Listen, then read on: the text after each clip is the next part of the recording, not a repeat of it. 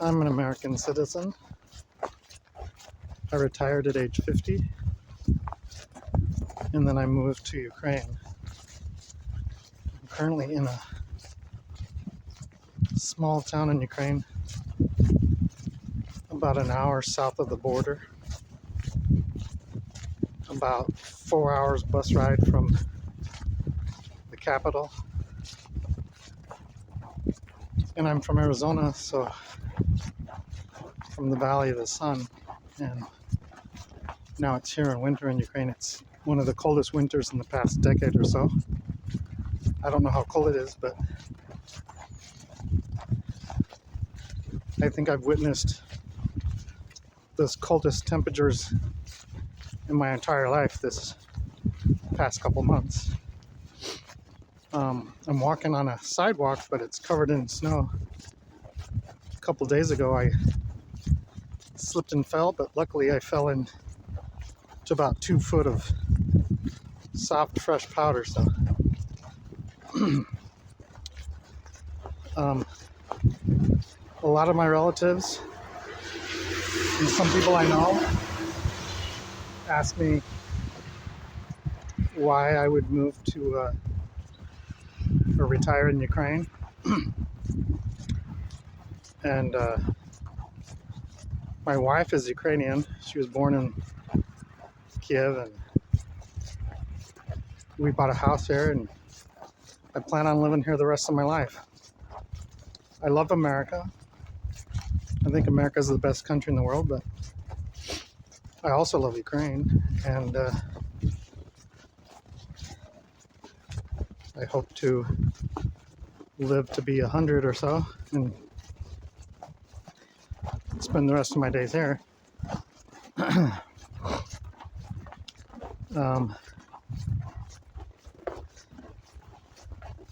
So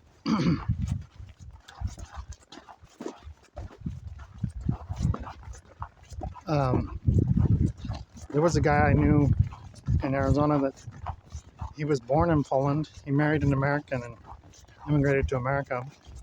And he warned me, you should not go to Ukraine because of the war against Russia. And he said his ancestors were political prisoners under communism, and they were, like, one or two of his relatives were like in the gulags of Siberia or something like that.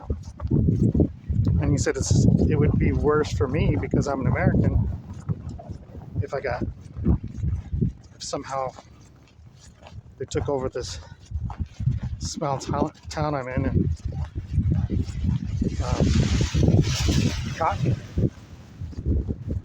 And I'm like, well, it is technically dangerous, and I'm taking a risk to live here, but I love it, and it's an adventure every day. I'm debt free like Dave Ramsey, and I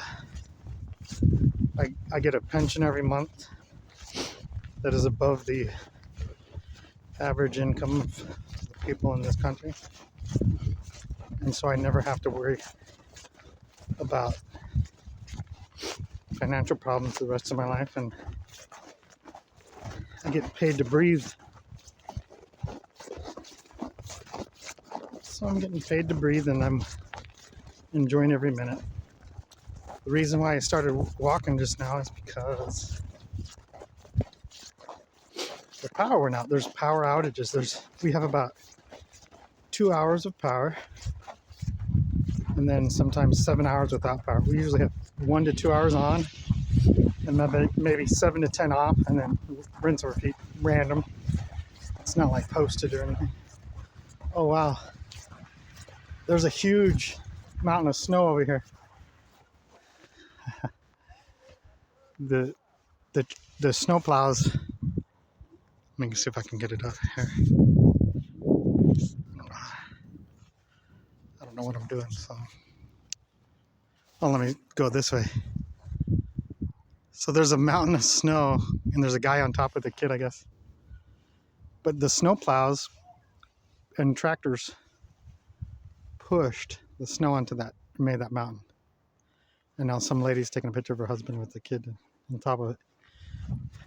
Anyway, I'm so bad at computers and phones, smartphones, that I don't even know how to switch the camera from this side to that side.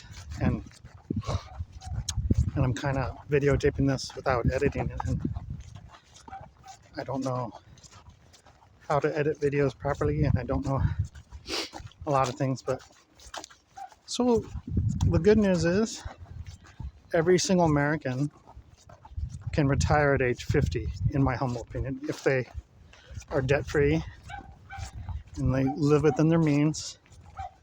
And that's what I'm doing. I used to own from the age of 21 to age 50, I owned 4 different vehicles, 3 of them brand new from the car dealership. And the day I left America, I handed over the keys to my car and the title to my brother. And then he drove me to the airport in that car. And I got a one-way ticket to Ukraine with a couple of layovers. And that was an adventure.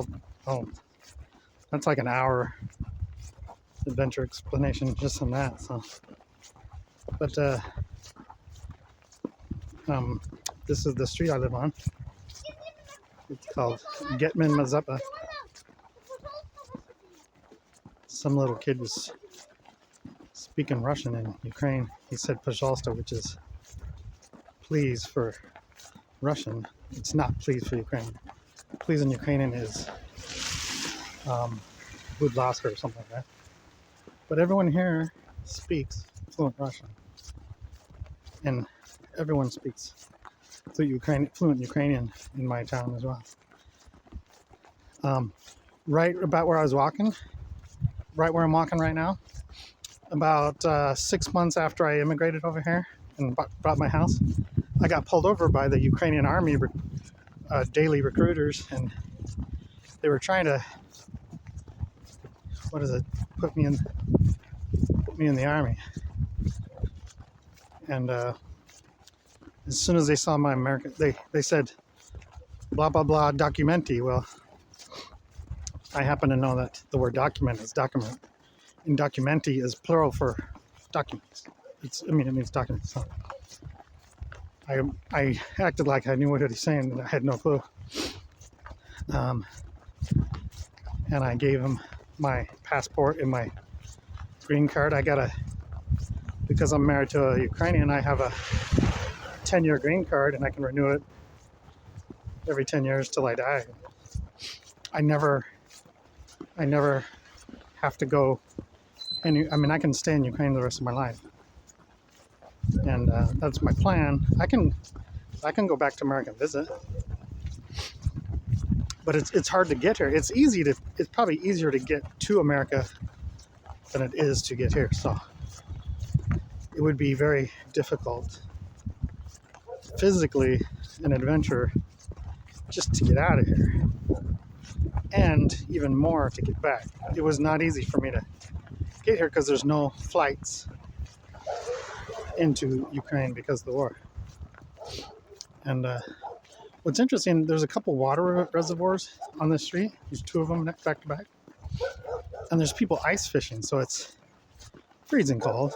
I don't know how cold it is. It's probably negative 10 degrees Celsius, or I don't know, 10 degrees, 15 degrees Fahrenheit or something like that. I don't know. But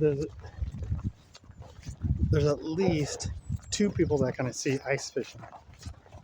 And I've seen them have these hand drills, and they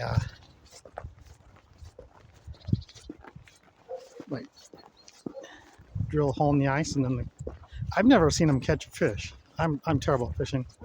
I have some relatives that are good at fishing. I'm terrible. I can barely catch a crawdad with a chicken bone, which is supposedly easy, and I can barely do that. But I've tried fishing. I spent money on fishing licenses and fishing equipment, and to me, it's not a good investment because I'm not catching fish when I fish. Anyway, Americans are very lucky to be born in America. I'm very grateful that I have good parents.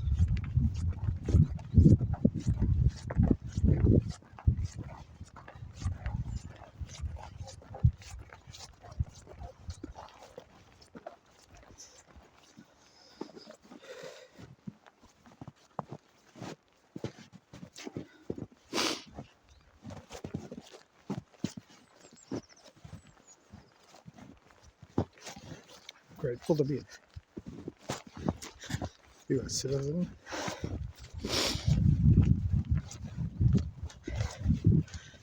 And I love America, but I really don't plan to ever go back.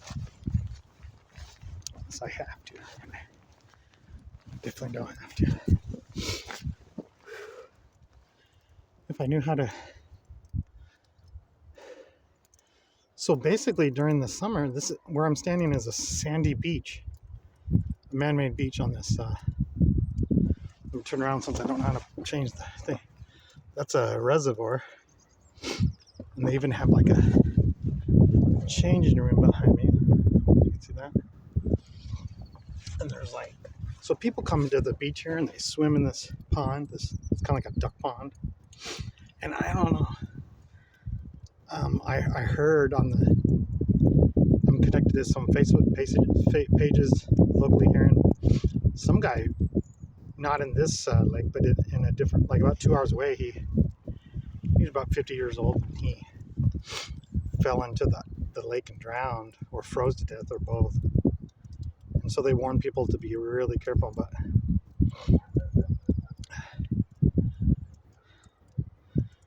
so back to retirement. When I got a job at 21, I didn't know when I was going to retire, but when I turned 40, I knew the exact date I was going to retire. In fact, when I had 8 years left before I retired,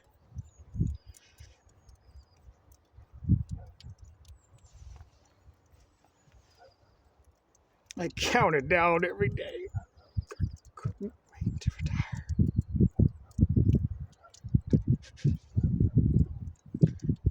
Any stranger, friend, coworker, or relative could ask me within the past 8 years prior to my retirement exactly how many years, months, weeks, and days, almost minutes until I could retire. I couldn't wait to retire. I had good supervisors. I had a good job. I had good coworkers that are lifetime friends of mine. And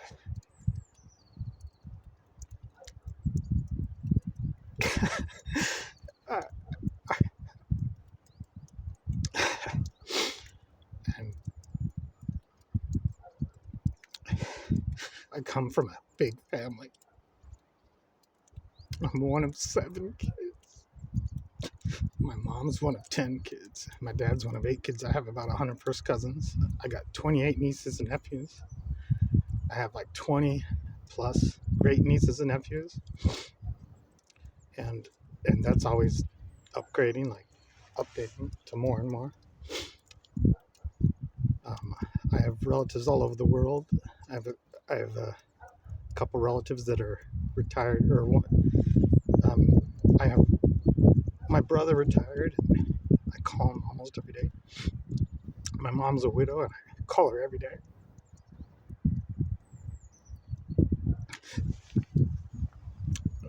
I love my mom, and in 2017 or 2019, August 2019, I think I flew her to Ukraine for a month, and she got to visit. It was like a trip of a lifetime, and it was right before COVID. So if we didn't randomly go there, and this was before we knew about COVID, if we didn't randomly travel here, she would have never been able to come here. But so I love being retired. I can't imagine work until I die like some people do. And I hope to live a long time. I have a relative that just about 2 years ago is my grandma's sister, my great aunt. She died 2 weeks before her 104th birthday, and I want to be like her. It inspired me to. She was so happy. I saw her in her 90s, like late 90s, before she was 100, right about the time she was like 98, 99, pushing a shopping cart at a store. And I was surprised. I said, "Man, you're doing." I walked up there and I said, You look like you're doing so good, because hardly anybody at your age can, have limited mobility." And her son was her driver, like driving with Daisy. And I talked to him a little bit there, and I said, "Man, I'm so happy seeing your mom, prospering, doing good." Um, so this country's under martial law. We have a curfew. You can't be out past midnight, and you can't be out of your house before 5 a.m. every day of the year, unless you have some sort of reason why. Um, I don't have a problem with that. And a lot of the times, no one has power, so it's after dark here. It is pitch black because there's a lot of times there's no power. And then we have the Iranian Shahed drones that Russia buys from Iran, and they fly over. They terrorize the locals here almost every night. And on August 7th last year, 4 of them bombed our town. They blew up the post office and shattered a whole bunch of windows of different buildings around. And then I've seen them fly around during the day. I've heard them at countless times during the night. We get air raid alerts. We have air raid signs. And it is possible. I mean, it's in the past 4 years, a lot of civilians have died in this country. But in my small town of 12,000, only one person has been killed by a drone. It was a young lady in her 20s. I think she was like 21 or 22. I could have retired in America. My wife could have come to America. She didn't want to come to America. She's never been to America.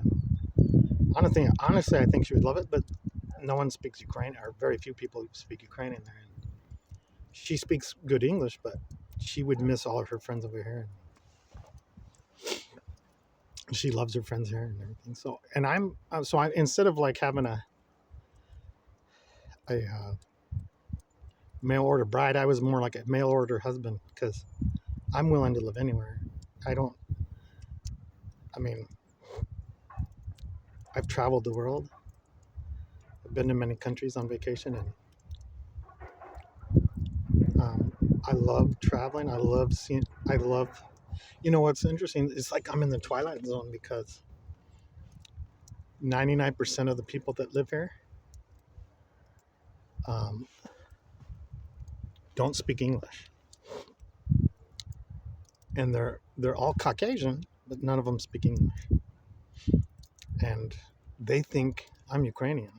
And random strangers will ask me questions in Ukrainian, and I answer them in Ukrainian, and I say in Ukrainian, I tell them I don't know, which means it's really easy. You just say "Я не знаю," it just means I don't know. And I say that all the time, because even if I know what they're asking and I know the answer, I wouldn't know how to tell them more. But mainly, I don't know what they're saying. I can read and write Ukrainian. Ukrainian's actually easy. It's about as easy as Spanish, because it's phonetic. And Russian is not like that. Russian is much more difficult than Ukrainian, because there's a lot of O's and A's that are reversed, and I don't know that. I can't tell you the difference. So, like, for example, Das Vidanya it's spelled out in the Cyrillic alphabet with a D-O, but it's pronounced Das Svidanya. So, and randomly words, and I don't know if there's a rule or not, but I've never studied a foreign language. I speak a tiny bit of Spanish, tiny bit. I speak a tiny bit of Tongan, tiny bit of Samoan, and I speak a tiny bit of Ukrainian. I probably speak more Ukrainian than any other foreign language just because I live here and I hear it and I practice it and I can recognize some of the different words. I've been scolded for saying a Russian word, which I thought was Ukrainian because my wife speaks both, and I didn't know. She didn't tell me that. When she speaks to me, she's not. She switched back and forth, like almost like Spanglish. I guess there's a. Anyway, so I don't know. I'm not fluent in Russian. I don't know Russian. I don't know Ukrainian. I barely speak English. I graduated high school and I took 2 credits of community college, and I did not enjoy it. So I don't have a college degree, but I retired today. I don't know what that noise is. There's some loud noise, but maybe it's hammering or something.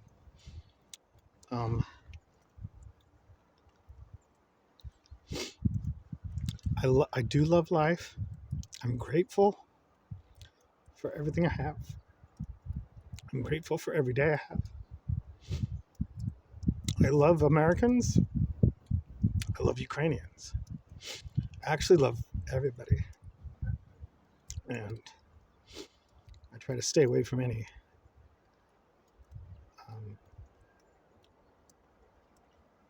conflicts that are around the world.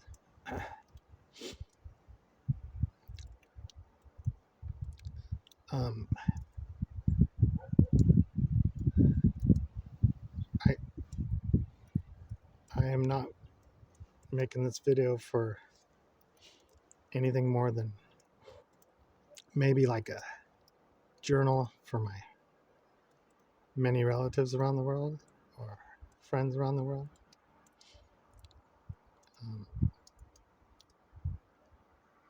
I just think they might know every day is a gift. Anywhere you're at.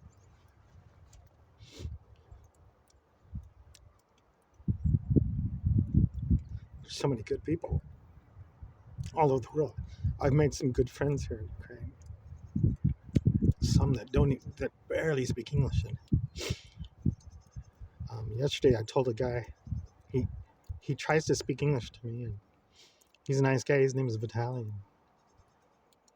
He can understand a lot of the words I say, but we basically, whenever I bump into him in town, we talk to each other using Google Translate. And I told him he should start a YouTube channel because he has an interesting life. Just the fact that he is a Ukrainian living in a war-torn country. And I'm assuming he's about 40 or 45 or something. And so he was born in the Soviet Union. If he was born before 1991, he was born in the Soviet Union. If he was born here, I don't know. I didn't ask him. But there's another guy that I talked to today. I said, hey, you speak English, you speak Ukrainian. I said, you could start a YouTube channel. People would love and be really interested in anything you have to say. He has an interesting life. He's a good guy. He's super humble.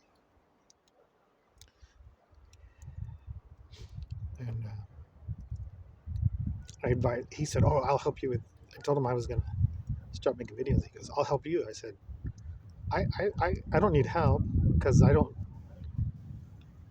not doing it for any other reason, but more like a journal for my friends and relatives. But I said, if you want to start a channel, I can help you be successful, and maybe you can make more than you do. He works at a pizzeria, and I said, you could probably make more. It potentially you could make more just by telling him your life. The world would listen. And I showed him a video.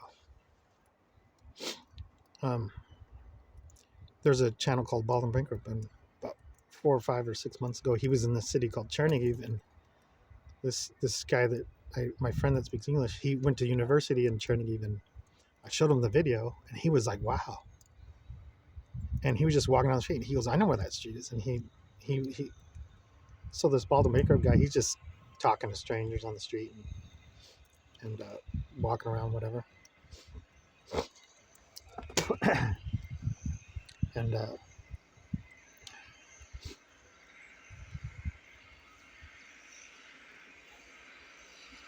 I said, you could walk around anywhere in Ukraine and talk to people and whatever and translate, because that's all this guy's doing, basically.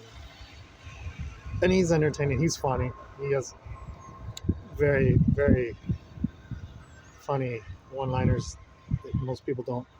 The locals definitely don't get. But I've watched a lot of his videos and he's hilarious. Um, I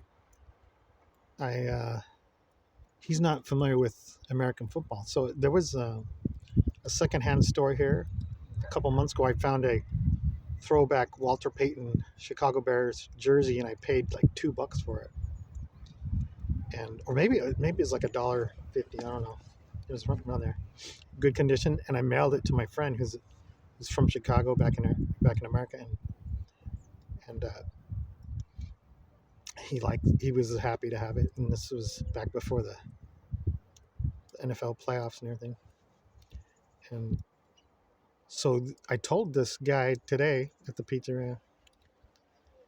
I showed him he never heard of Walter Payton, and so I said, he is an amazing guy, Hall of Famer.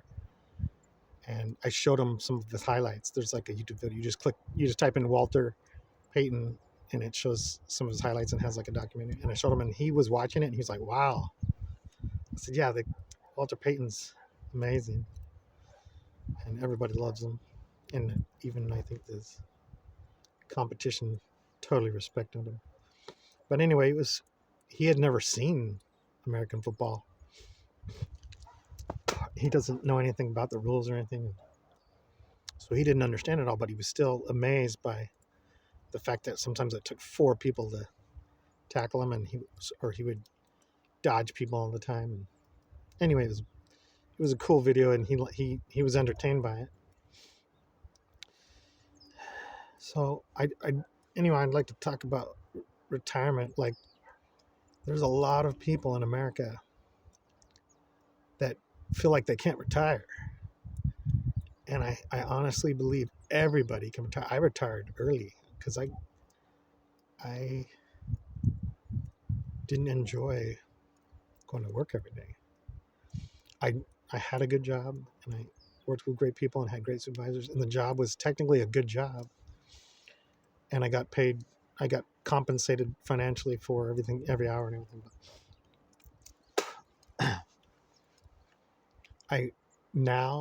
I don't have a watch. I don't have an alarm clock. I can wake up at 7 in the morning or the crack of noon, and I can go to bed whenever I want. I usually go to bed early just because it's pitch black and there's no power. And it's safer to turn off your lights because drones are attracted to lights. And everyone has their lights off.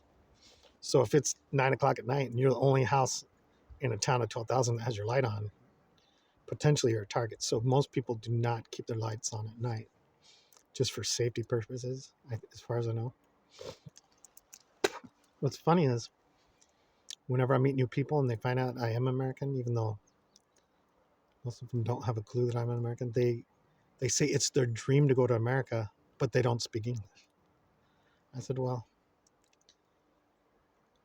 it would be tough for anybody to go to America without speaking English and having very little money. And if you went on a vacation with no money and no English, you would have a tough adventure.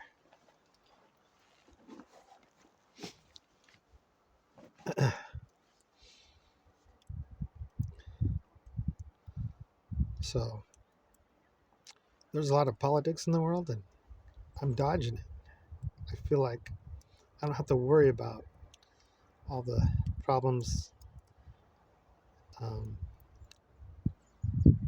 the contention.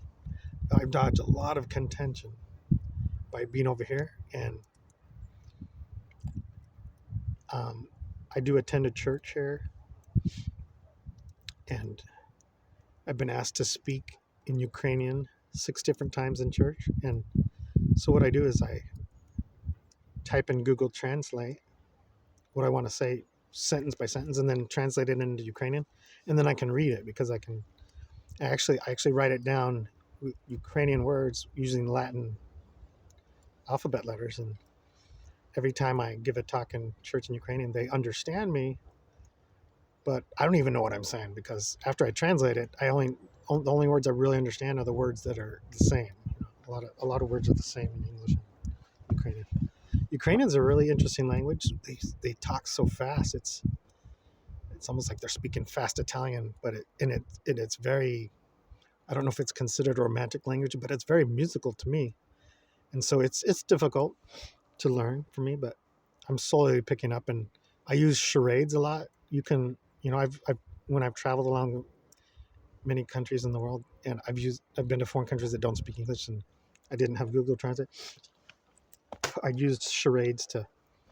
So I'm a professional or amateur professional wannabe of the game of charades internationally, and I've used it here many times since I moved here and before I moved here.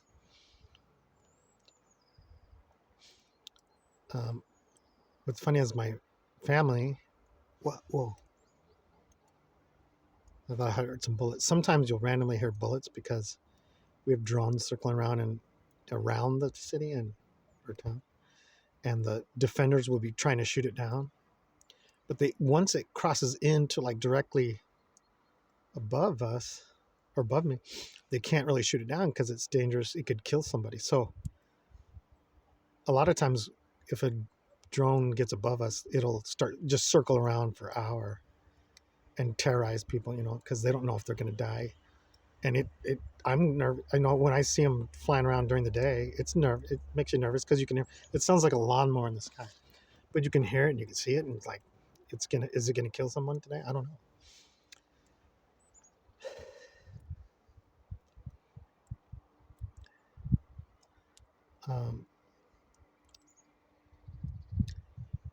One of the things I would like to do while I'm here in Ukraine is volunteer to maybe start an English club and teach people American English, so maybe they can go to school and get a better job in their future and that kind of thing, or help people, locals that speak English or that I help speak English, to start a YouTube channel and maybe have some sort of random success from that or opportunities, because it seems like I've been given so much opportunity just because where I was born and because my parents were good, that I need to pay back. So I'm willing to help people. And the guy I talked to today and yesterday, I said it doesn't cost any money to start a YouTube channel, and it doesn't cost any money to make videos. And so even if you don't have any success, you have a lot of spare time because you have no power. You have 7 hours a day in between power outages that you could make a video. So you could make a 7-hour video if you want. I don't know. So another funny thing is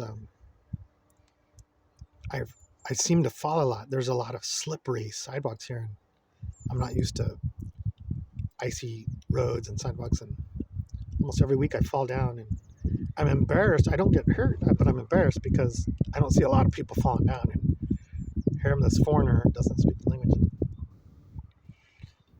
I slip and fall in front of strangers, and it's slightly embarrassing, but I've been embarrassed before. I just don't, and I'm not, the good thing is I don't get hurt.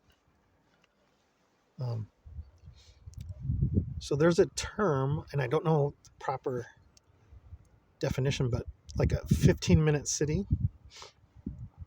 And I don't know all the details, but I basically live in a 15-minute city. I don't own a bicycle. I don't own a car. I have an American driver's license, but I don't have a Ukrainian driver's license. And I used to drive every day from the age 21 to 50. And when I was at work, sometimes I would drive 50 miles or more in one day while I was at work, driving around the Phoenix metro area or whatever. And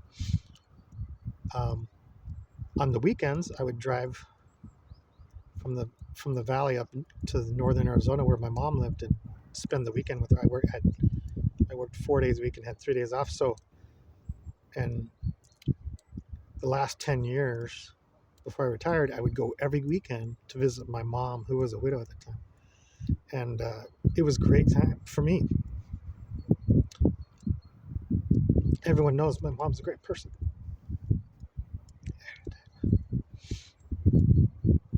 She has so many friends up north. She's not even from there. She's from the valley. I think she has just as many friends up north or more. And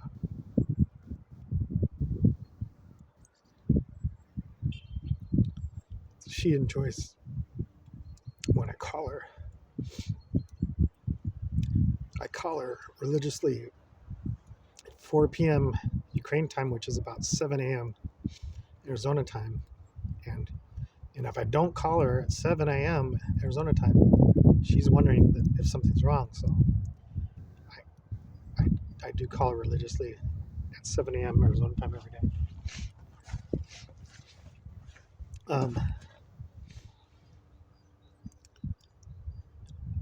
The average wages nationwide in Ukraine is about $6,000 a month, and maybe it's $8,000 a month. I don't know, but in the region that I live in, I think Google checked it, and I think it's like $6,000 a month. So I think in my small town, I think the average income of the locals is about $500 a month.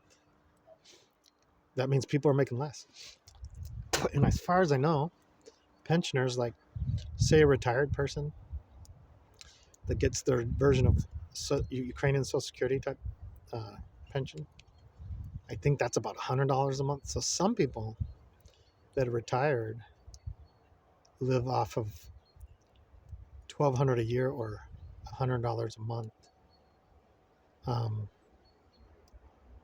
in this country, and they're able to survive somehow. I mean, I know that prices in America and worldwide are going up crazy amounts, and probably all over Europe, and because of all the different social issues, and even in Ukraine, things have gotten expensive for the locals. For me, it doesn't affect me because everything here is cheaper than in America, like food and stuff. Or at least I believe so. I could be wrong. I don't really pay attention too much, but I can tell you this: Ukrainians are good people. They're very humble. I love them, and I really worry about them. The Ukrainians that I go to church with are really good people.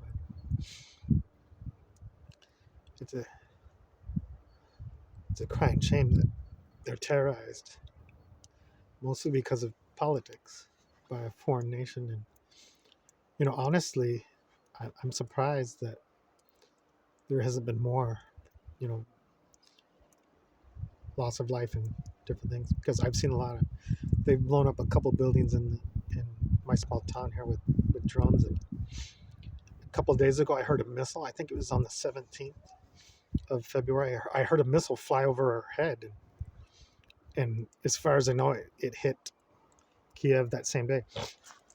But so sometimes when the missiles hit Kiev, they fly directly over where I'm at, because I'm in between Kiev and wherever they're launching missiles or rockets from. And sometimes I'll hear like 10 of them in a row, and then they're going to the big city. So the most dangerous places in Ukraine is the front on the east, or any big city, because big cities get targeted.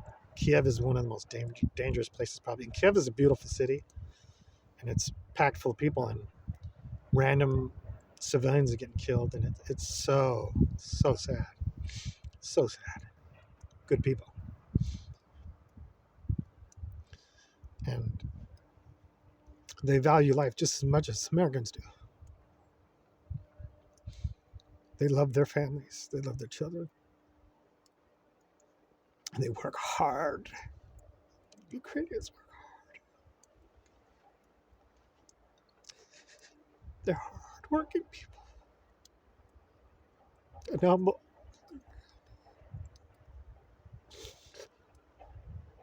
I see the soldiers here as rock stars. I've seen a lot of soldier funeral processions in my town. So what they do is have like a small procession, like a parade of people, soldiers in uniform, and they walk on the main street, and they have a flatbed truck with a casket in the back, and they march them through the town, and they do a U-turn and march it back through town, and everyone goes to the edge of the street and they kneel in respect. And so I didn't, the first time I witnessed it, I didn't know that they did that, but I did that. So now I know that it's like people will stand until the front of the funeral procession with the soldiers in the Ukrainian flag marching, parading the fallen. They kneel on the ground until the people until the procession passes, and they bow their head.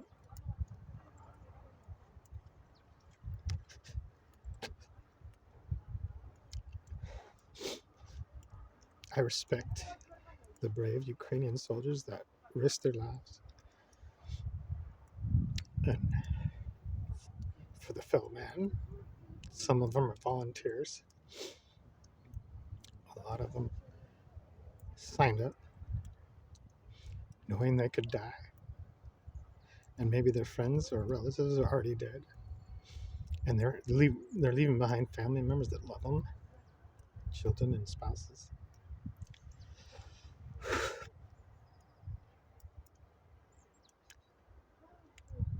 They love their fellow man so much.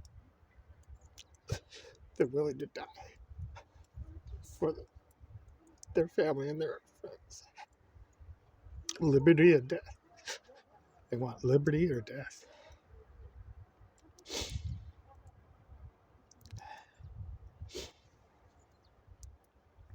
Hopefully. So it's February 2026, and hopefully, I think it's the 19th now. I don't even know. When you're retired, you kind of forget what day it is and what day of the week it is and what day of the month it is. I think it's Friday the 19th of February. I don't even know, and I'm not going to check it. So the invasion started February 22nd, so we're coming up on 4 years of this nightmare, and there's no end in sight. And every time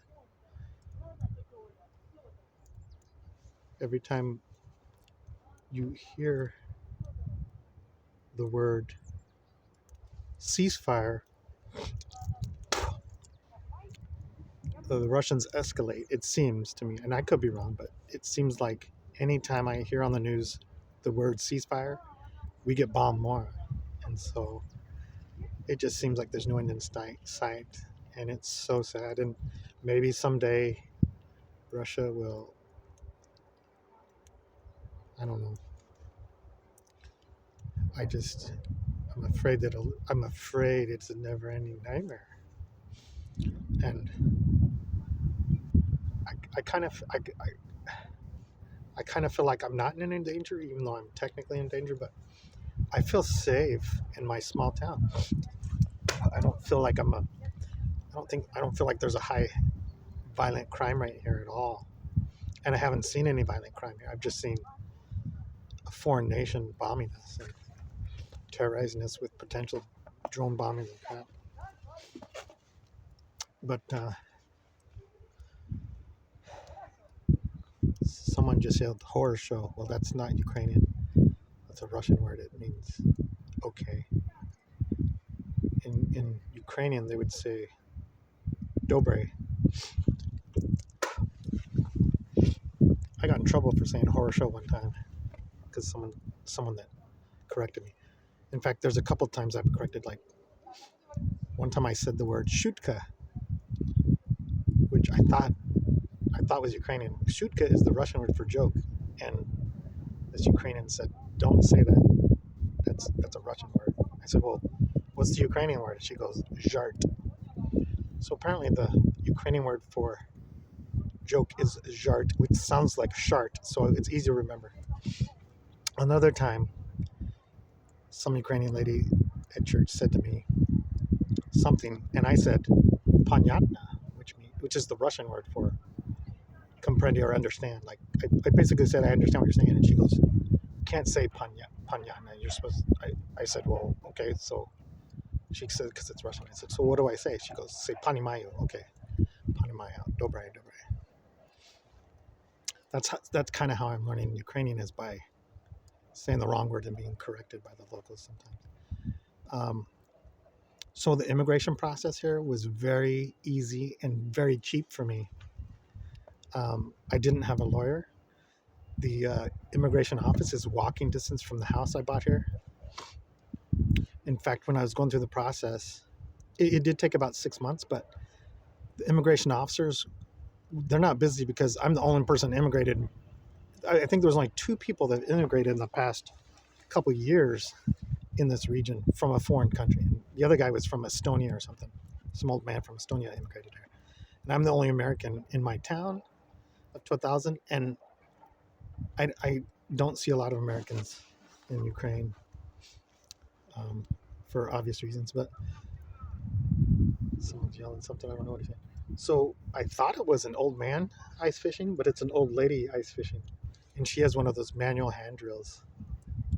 And I didn't see a fish. She has a bucket, and I don't know. There's 2 people fishing. So there's a old lady ice fishing, and there's an old man ice fishing.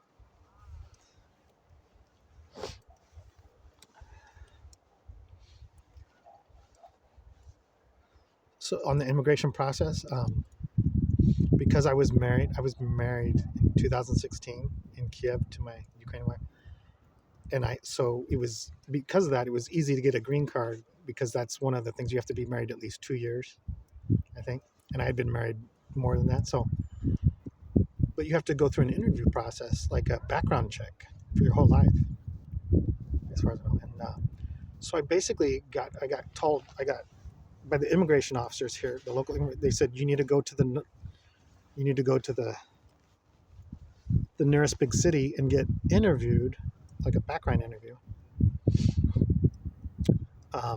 from what is equivalent to the Ukrainian either FBI or maybe the Secret Service or something similar. It's like federal police investigations of Ukraine, and they didn't speak English, but my wife is bilingual, so she could translate. So I had an interview. My wife is there. It was about an hour interview, and they asked me if I've ever been arrested before. I said no. They asked me what my dad did for work. I said, well, my dad's dead. Well, they said, well, what did he do before he died? They were asking really specific questions that almost don't matter, because if my dad's dead and what does it matter what he used to do before he died? But they asked that, so I told them. I was like, well, I told them what he did and everything, and then they asked me I have 3 brothers and 3 sisters, and they wanted to know what they did for work. They said, okay, your oldest brother. They want to know their date of birth, what they did for work, and all down the line, they want to know the birthday of all my brothers and sisters. They want to know what my mom did. My mom raised 7 kids, and so she was a stay-at-home mom. I told my, I was like, if you have 7 kids, you might be a stay-at-home mom full-time. That's a full-time job. So, and they're like, okay. But then they asked the question. They said, aren't you afraid of dying over here? Like, they were very surprised. And I asked them, I said, are you surprised that I'm immigrating to Ukraine? And they said, yeah, we're very surprised. Like, why? Kind of like, why are you here? And I said, well, I'm married to Ukrainian, and here's what I said.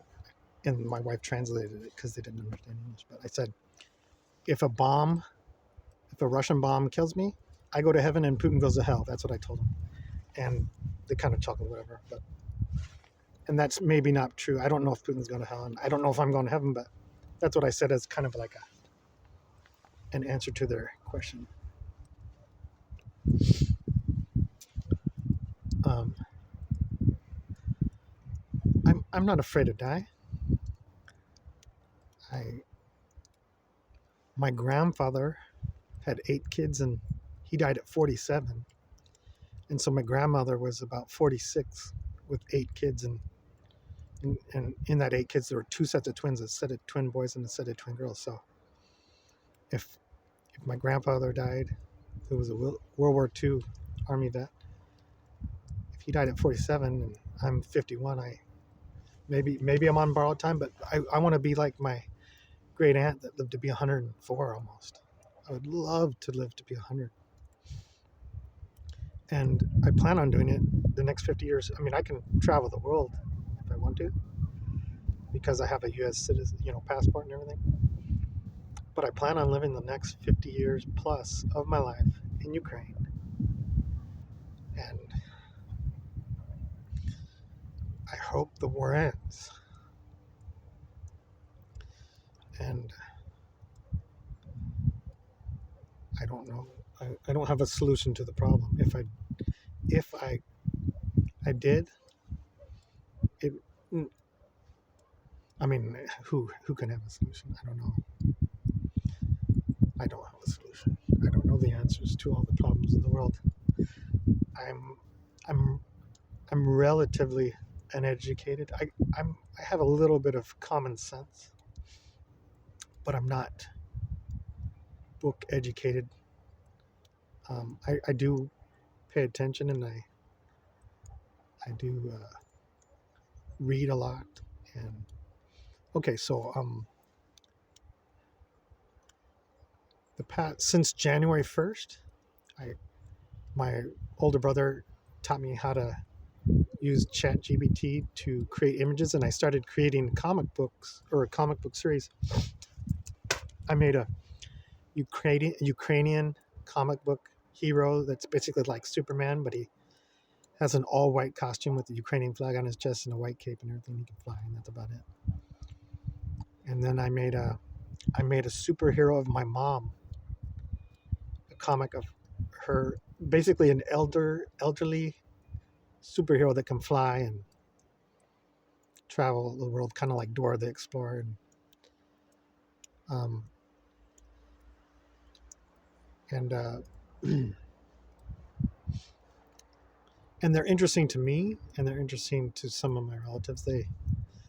I basically shared them on Facebook, and I sent them to people that might be interested, that are relatives and friends and everything. And some of them seem interested, and most people are so busy with their life that that's kind of a distraction and whatever. So I still continue to do it for fun. It's a hobby of mine since I'm retired and everything. And um, I'm also a gamer. I like to play. I like to play Clash of Clans online, and um, even though I'm an old man, I'm 51. If that's considered old, I might be considered a baby by some elderly people, senior citizens. But I'm 51 and I play Clash of Clans in my spare time, and it's for fun. It's kind of like a distraction, and it kind of keeps my brain fresh. But if you don't have you have to have the internet to play the game. So I only have about 4 hours of internet during the day, maybe 6, maybe 8 max. But a lot of times it's in the middle of the night. So the power, you might get 2 to 4 hours of power during the day, light hours, and maybe 2 to 4 hours after dark. And so I I, I may only I don't get I don't get to play a lot of I can't play all day. I mean, I'm retired, but um, I found there's a fun game. It's kind of like I call it high speed chess, but it's some random game that is really basic, but it's called Snake.io. And basically, it's almost like Tron, where you start off as a small snake and you crash in front of you, or people crash, and then you basically eat these little dots, whatever, and you become bigger and bigger, and it's fun because you can be aggressive or non-aggressive, and there's people all over the world, and there's no trash talking because you can't type. I mean, as soon as you press start, you're moving, and you never stop moving until you crash. So you can't even pause it. So like if you have to go to the bathroom, you basically have to crash and then go to the bathroom and then start all over because you don't want to be sitting on the toilet playing on your phone. Um, I have friends all over the world. I have friends in Australia and New Zealand that are personal friends that I know well. I've known for 30 years. I lived in Sydney, Australia from 1993 to 95. And I have friends that are Maori New Zealanders from the North Island. And some of them live in New Zealand, some live in Australia. And I have friends in I have I have a friend in Tahiti that I've known for 30 years. I have a friend in Tonga that I've known for 30 years. Um, uh, I have friends in Ukraine, and I have friends in America, of course. So I have friends scattered all over the world, and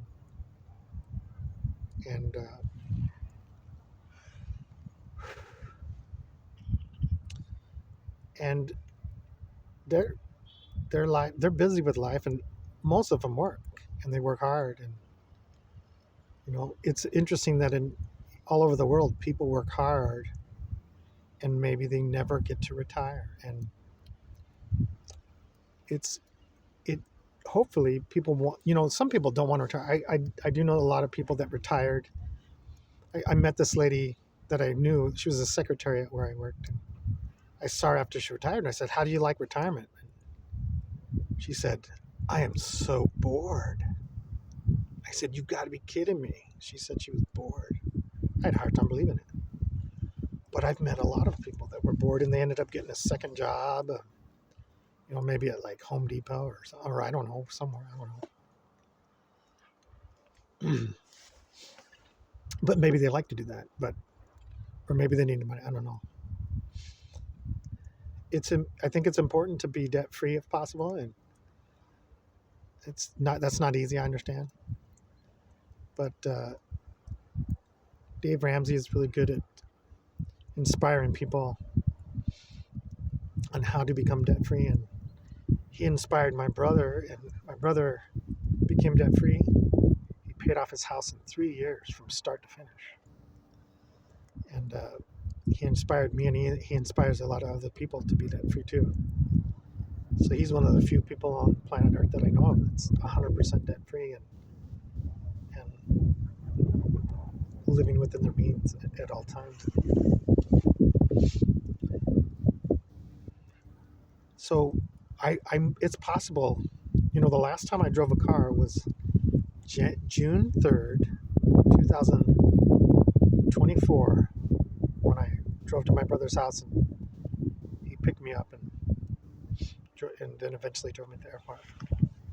That was the last time I drove in a car. So it's been more than 18 months since I've driven a car.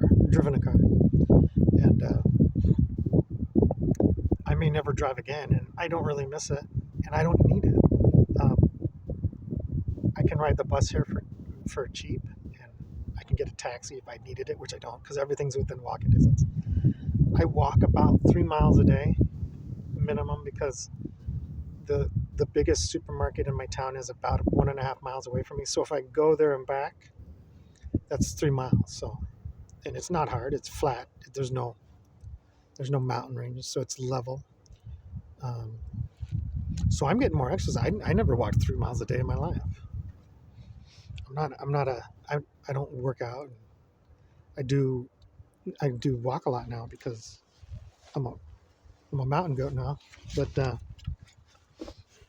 I enjoy walking. It's kind of like an adventure, and it's interesting. There's interesting things to see. I read all the signs, and so I've learned a lot of Ukrainian words just by reading the signs, because a lot of the signs, when you read them, it's actually an English word just with a different alphabet, and that's how, or it's very similar.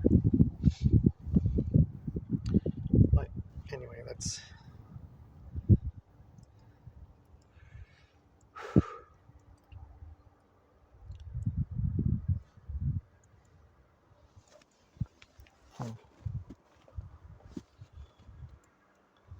Um, the closest McDonald's, like they have some American restaurants in this country, like they have KFC, they have McDonald's, and they have Domino's. Those are the three that I am familiar with over here. The closest McDonald's is like a 2-hour bus ride for me, so I don't eat McDonald's very often. The closest Domino's is probably a 4-hour drive for me, and the closest KFC is probably about 4 hours away from me in the capital. And so I don't eat American fast food. I do eat pizza a lot here, and there's some local joints that sell cheeseburgers and hot dogs and like gyros. They call them shawarmas here, but they're basically like a gyro. I don't know what, like a kebab, shish kebab in a tortilla, and those are pretty good. And they're not expensive here for me. So I can eat fast food every day of the week I want to, but I've because I have a lot of spare time. I like to eat salads that I prepare for myself, or small meals that I can cook for myself. And my wife cooks small meals for me that she likes and that I like. She can make some good pasta meals and different other meals. I don't even know what they're called. They have names. But she cooks a nice like vegetable soup with chicken in it. I don't know what you would call it, vegetable soup with chicken, but some sort of soup. It's really good.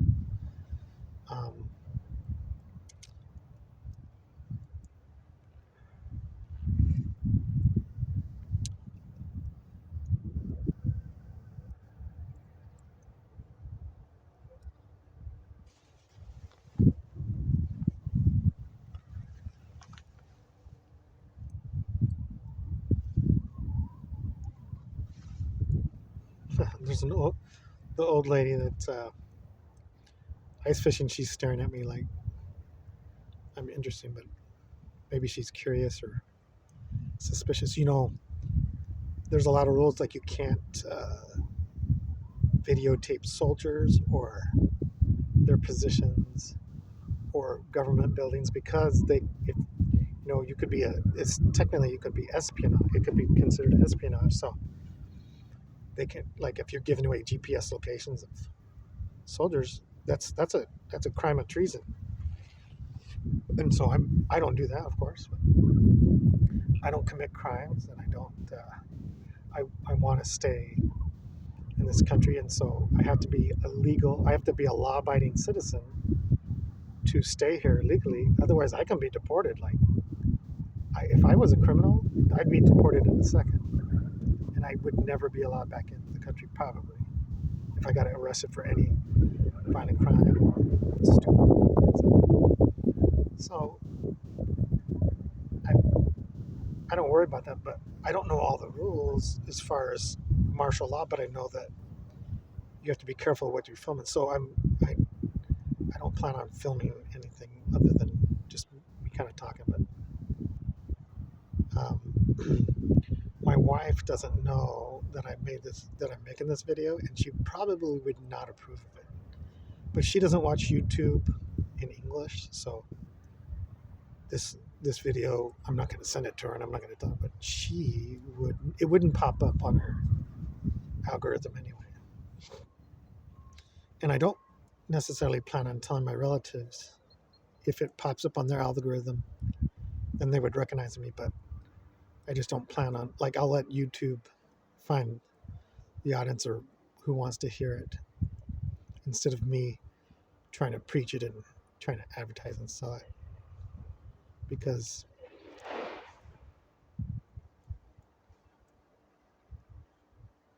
I don't feel like I need to do that. So the only equipment I have is some sort of Android cell phone, and I bought this selfie stick at like some small store here that's kind of like a dollar store, and I think the selfie stick was like $2. So I spent $2, and then my phone, and that's about it. And I don't plan on editing any videos or this video, because I don't know how, and I don't feel like I need to know how. maybe I don't need to edit anything. I'm not a flashy person. I'm kind of, you know what? I don't, when I go about my daily tasks during the day, I almost don't speak to anybody except for my wife because no one speaks English and everyone's busy anyway. So everyone's working and everything. So um, I do a lot. I mean, I call my family members in America, and that's about. Other than that, my wife. That's about all I talk to, really. So when I'm right now when I'm talking, this is more. This is probably a week's worth of talking out loud in English to all the people that I talk to combined in one video. So maybe the reason why I'm able to talk for such a long time is because I don't talk a lot in any language. Not because I don't want to, it's just because everybody is busy and no one speaks English and I'm not fluent in their language, in Ukrainian. Um, and I have a couple friends, but they're busy, they work. So about 4 days a week, I go to this pizzeria and there's a guy there that speaks English, the guy I was talking about earlier. And so while I'm there, I talk to him while he's cooking my pizza, but it only takes him 5 minutes to cook my pizza. So the maximum amount of time I see this friend of mine that speaks English is approximately 5 minutes a day. So approximately I talk to him about 20 minutes a week, and so even though he's technically a friend of mine, he's a busy guy. He works. The pizzeria opens at 9, it closes at 10, so that's 13 hours, and then he has 3 days on and 3 days off, and then 3 days on and 3 days off. So technically in 7 days he works 4 days, and they're 13-hour days. And so he after he goes to work, he goes home and sleep. He doesn't socialize or hang out. So I don't hang out with him when he's not working. I just randomly I'll see him in town when he's off work, or I see him at work when he's cooking me some food. But so a pizza here at that pizzeria it's about $5.50 for a large pizza. For you can get a Hawaiian pizza for $5.50, and it's really good. And they have some pizzas there that they don't have anywhere else that I've ever seen. I'll have to research it, but they have this one pizza that they have slices of pear on it and sliced almonds on it. And so I can't remember what it's called, but I like it, and it's very unique to have slices of pear on your pizza. And it's one of their menu items. It's not like a specialty. It's just one of their items or one of their pizzas.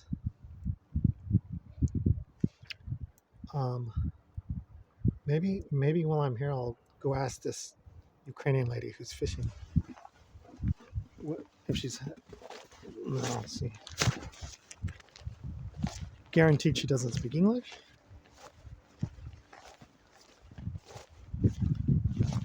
It's kind of like a practice of my Ukrainian skills.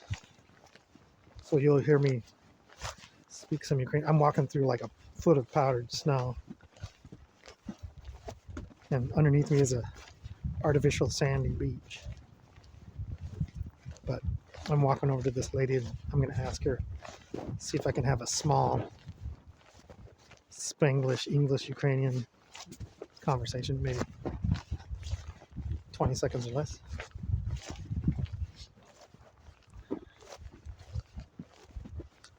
She's probably about 60 years old, I'm guessing. I'm not super accurate, I'm not going to say.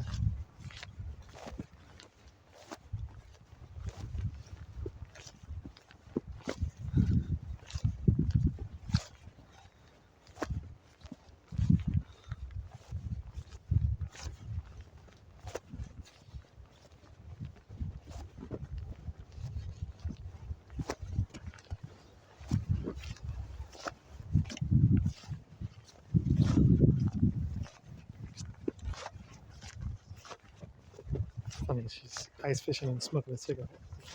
Yeah. Привет. I guess I'm not going to have a conversation because I said hello. She didn't say hello back. She gave me a dirty look like I'm scaring the ice fish.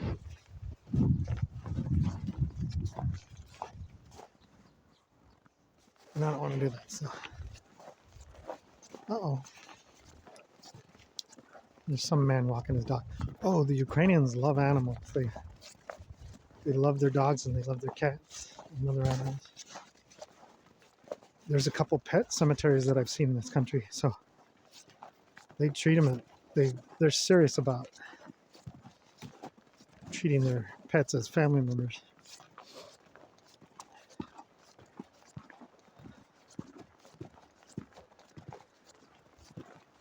Maybe just as much as Americans or more, but it's interesting. You know, I was just thinking,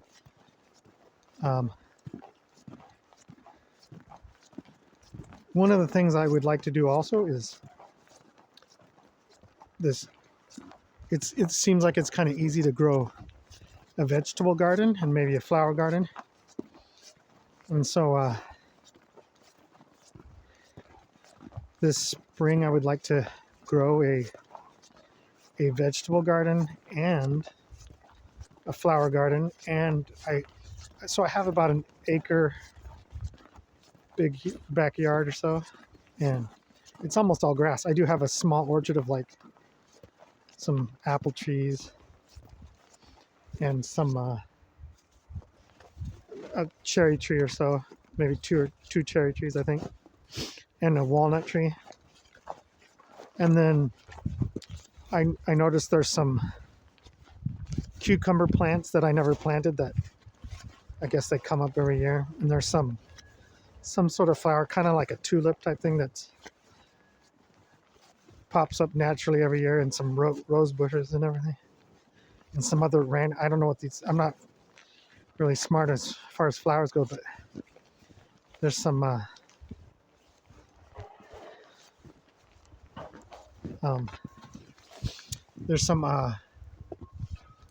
lot of strawberry plants that come up that I never planted. So we have strawberries, we have some cucumber plants that come up. So and we have a big grapevine. So I would like to get some more grapevines and plant them all around the 100% around the fence, and kind of like have because we have chain link. Our backyard is 4 chain link fences, and the front yard is a wooden fence, kind of like for privacy. But the neighbors can see me every minute if I'm in my backyard, because I can see them in their backyard. Like, they can look out the window and see me. I'm not going to do anything stupid, but I'm just saying for privacy, I could plant grapevines, all the way around my property, and they would just cover the fences. I don't know if that's smart or not, but that's what I was thinking when I have a lot of spare time, so I think of different things, and that's one of the things I've been thinking of lately. So I'd like to grow some vines. I'm not even planning on eating the grapes, but the birds, the huge grapevine in front of my house, it grows over a trellis, so it's like shade from the sidewalk to my porch and my front yard. I have like a veranda front or porch, and then that walkway is shaded by a huge grapevine that's probably 20 years old. I don't know how old they are, but it's big, and I would like to do that. And so I bought some seeds. There's a lot of seed stores here, and I bought seeds for beets, for cucumbers, watermelons, cantaloupe, some other melons that I've never heard of. A lot of what else? Like carrots and bell peppers, and I found some habanero peppers. I like Mexican food, but I can't handle stuff hotter than habanero. But I can handle habanero, but nothing hotter. So I bought some habanero seeds here. So apparently they grow. I actually bought some cactus seeds. They have like some cactus, like a barrel cactus, seeds that I could, and the label's in Ukrainian, so I'm assuming you can grow maybe a small cactus in your house. And I have one of those, like, I don't know what you call, as far as I know, they're called an Arizona room, where it's connected to your house, but it's all glass windows, and you can plant, like some people plant those they like have indoor plants in that area or whatever. I have one of those in my house, so I could technically grow a cactus since I'm from Arizona. And in Ukraine, where it's super cold during the winter, we actually have very humid, hot summers here. Cold winters, hot summers, but I can grow. Let's see, what else can I grow? I can grow spinach and lettuce and broccoli and cauliflower here, probably pretty easily, I believe.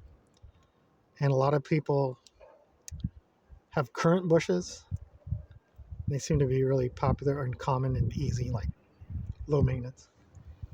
I would love to grow some asparagus. Asparagus, I think, grows there. And I bought some. So I've never seen it before, but they have white asparagus in it. I guess it's from France. And it's called Blanc de Varsailles, like Marseille, France, or where is it? Something like that. I don't speak French, but so I want to plant asparagus, and I think they're super low maintenance. My mom had them in Arizona, and they were I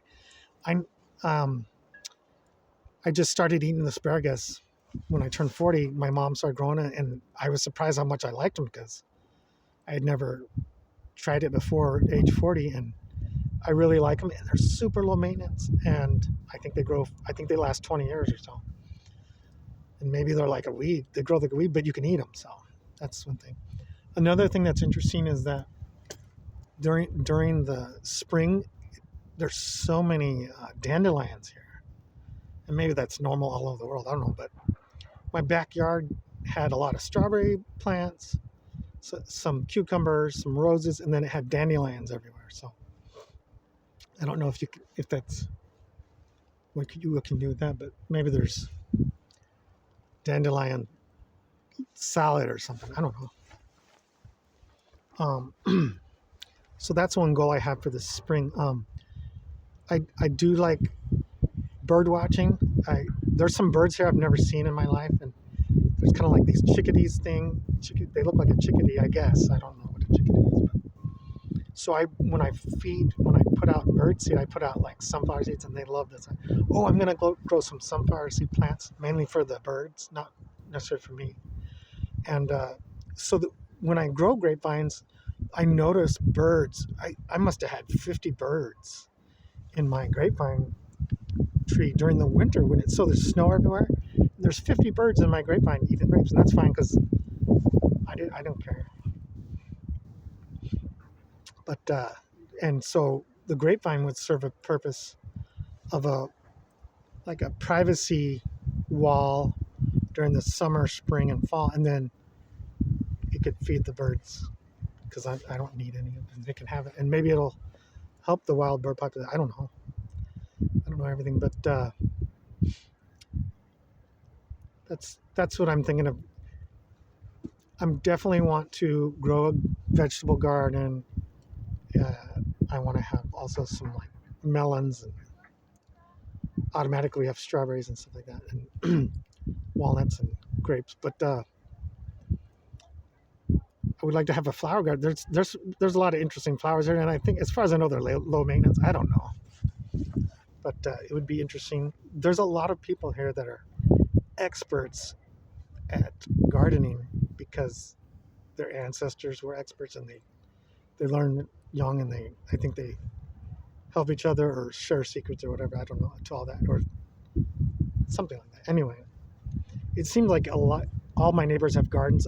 There's a lot of neighbors that have chickens, ducks, geese, and almost everybody has a dog. And so maybe I'll get some chickens. I don't know. That's an option. That person ice fishing is still looking at me like, I don't know. I was kind of surprised that the person, when I said hello, that person didn't say hello back. Because most people, I see a lot of strangers that since they don't know,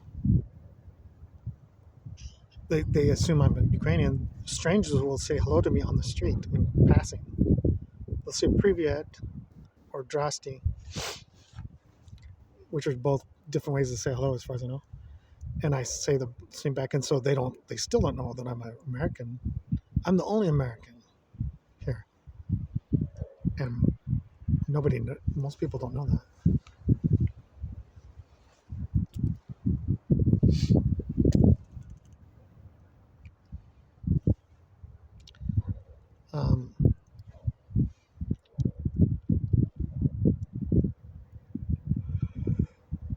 Um, my brother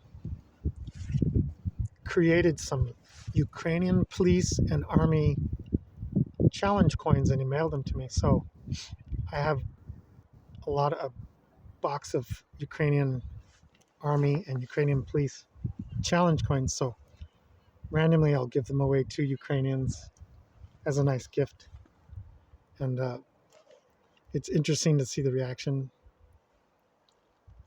And a lot of them are surprised if I do give them to them. They're like, "Wow!" One time I was buying seeds at the seed store, and I gave the lady that was the cashier. I gave her an army coin and a police coin. And then there was an old lady that was a customer. She said something like, "What about me?" As far as I could tell, in Ukrainian, she said, "What about me?" And so I handed her one. I gave her an army one and a police challenge coin, and she thought that was very nice. She was happy, and I was glad to give it to her and ask her. But they both didn't speak English, and they both were surprised because I'd never met them before. Oh, I was going to say, one of the good things about here is that I use a U.S. bank, and so I can get money out of the ATM here, and it's very cheap as far as ATM banking fees. And I can get the currency, the Ukrainian currency. You can pull it out, so I don't have a problem getting currency. Or when I'm at the supermarket, I can use my American debit card, and I don't get charged for using my American debit card on their machine, or you can pay cash, whatever. Anyway, that's one of the good things. I'm lucky that that's a possibility, because what would I do if I didn't have access to my banking account,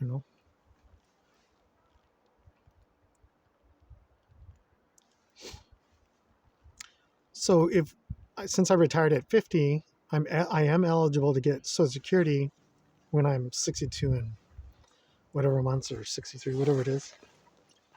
But so I will get a pay increase when that comes in.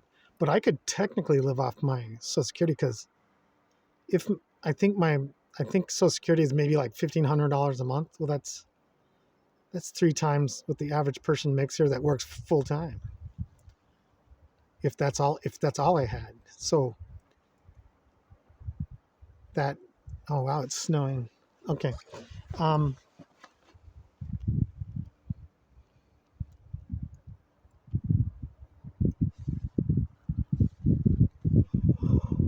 Whew.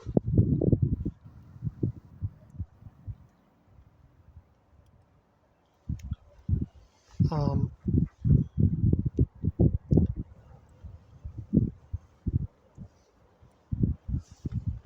oh, okay.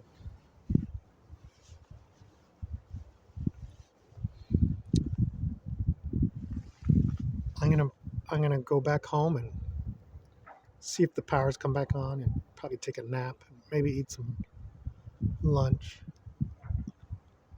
And then maybe tomorrow I don't work. Oh, tomorrow I can ramble on some more about life in Ukraine for an American and a retired person. And maybe that'll be interesting for my family, friends, and whatnot. So I'll try to come back and ramble on some more tomorrow.